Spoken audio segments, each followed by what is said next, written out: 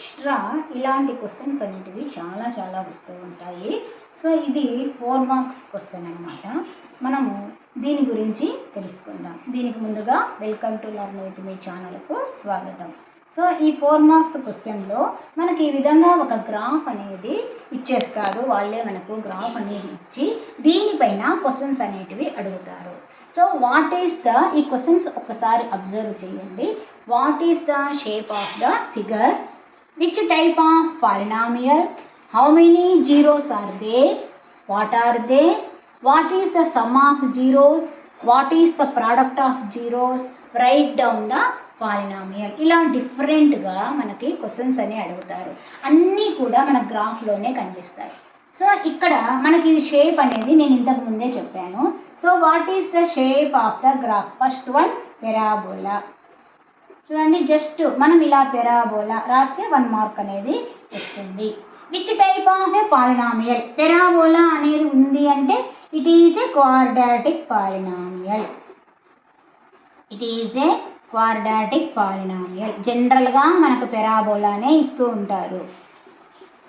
And then how many zeros are there? Intersecting point అనేది note చేసుకోండి అన్నాను మీకు. జీరోస్ అన్నప్పుడు చూడండి, ఇక్కడ ఒక పాయింట్ ఉంది, ఇక్కడ ఒక point. So how many zeros ఉన్నాయి? ఇంటర్సెక్ట్ ఎక్స్ యాక్సిస్ని ఇంటర్సెక్ట్ చేసేటివి 2 zeros. 2 zeros intersect of x axis. So 2 zeros. What are they అన్నాను. సో ఏమి -1 దగ్గర ఇంటర్సెక్ట్ అయ్యింది అండ్ 2 దగ్గర ఇంటర్సెక్ట్ అయ్యింది. సో ఇక్కడ నెక్స్ట్ ఏం అడిగినారు? What is the sum of zeros? What is the sum of zeros? ఈ రెండింటిని యాడ్ చేయడం.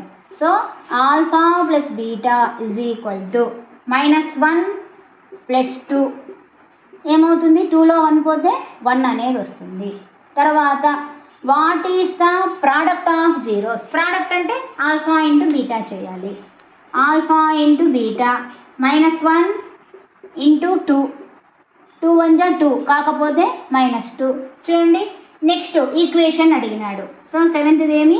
ఈక్వేషన్ అంటే ఏమి? ఇక్కడ -2 ఆల్ఫా ప్లస్ బీటా వాల్యూ ఇచ్చాడు, ఆల్ఫా బీటా ఇచ్చాడు.